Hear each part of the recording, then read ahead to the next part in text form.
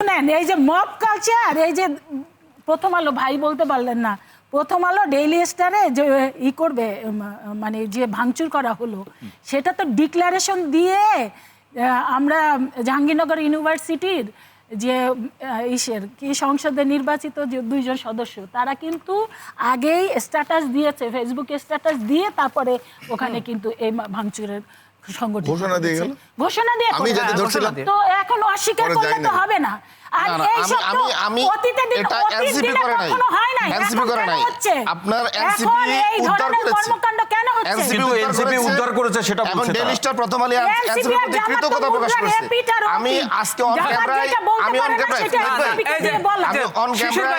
আমি হারুন ভাইয়ের কাছে প্রত্যাশা করব, হারুন ভাই আপনি এনসিপির প্রতি যে কথাটা বললেন এটা আপনার তথ্যগত ভুল হয়ে থাকতে পারে। আমি আপনাকে বলি, আপনারা রাজনৈতিক দলের মধ্যে কিন্তু আপনি কালিমা দিচ্ছেন, এটা অসত্য এবং ভুল তথ্য। শিশির ভাই, আমি সাংবাদিক দায়িত্ব নিয়ে বলেছেন, আমি সবিনয়ে বলছি শিশির ভাই, প্রমাণ না যে প্রতিষ্ঠান বলছে আমরা এনসিপির প্রতি কৃতজ্ঞ, আমি আপনাকে বলি সার্জিস আলম সহ আরো একাধিক লোকের পোস্টে ছিল যে আমরা 5 আগস্ট যে সুযোগ মিস করেছি সেটা আজকে আর হাতছাড়া করতে চাই না।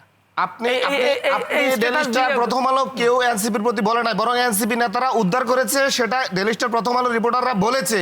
আমাদেরকে উদ্ধার করতে সব পলিটিক্যাল পার্টির আগে একমাত্র এনসিপি গিয়েছে। এখন আপনি যদি বলেন রিপোর্টার হিসেবে আপনি এই অসত্য তথ্য দিবেন,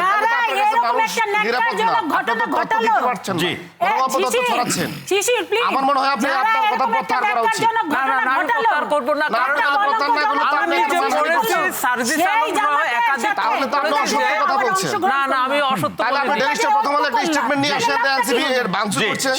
শিশির ভাই হেলেন, আপনি ডেইলি স্টার প্রথম আলোকে বলেন একটা স্টেটমেন্ট দিতে, তারা প্রমাণ করুক এটা এনসিপি ভাঙচুর করেছে।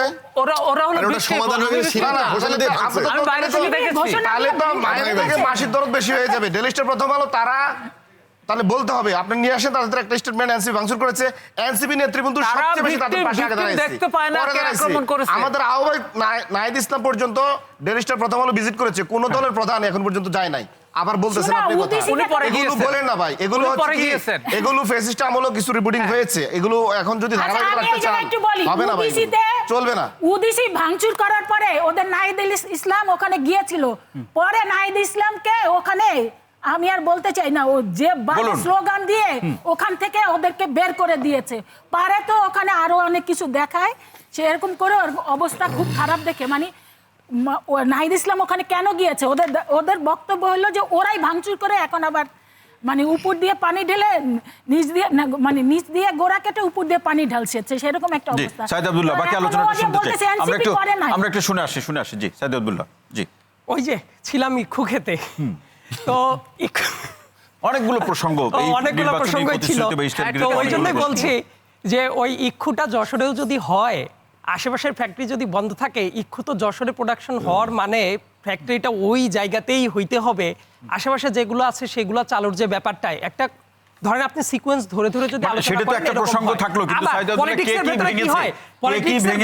পলিটিক্সের ভেতরে যখন আপনি অনেক প্রমিস করতে যাচ্ছেন, বক্তব্য দিতে যাচ্ছেন, যেমন আমি বললাম ওই যে যুদ্ধের নামটাই উদাহরণটা ভুল হয়েছে, সো এই ধরনের অনেক কিছুই হইতে পারে, স্লিপ অফ টাং বলেন অথবা সেটা তো একটা প্রসঙ্গ ভুল হতে পারে, সেটি সংশোধন করলে সেটা হয়ে গেল, কিন্তু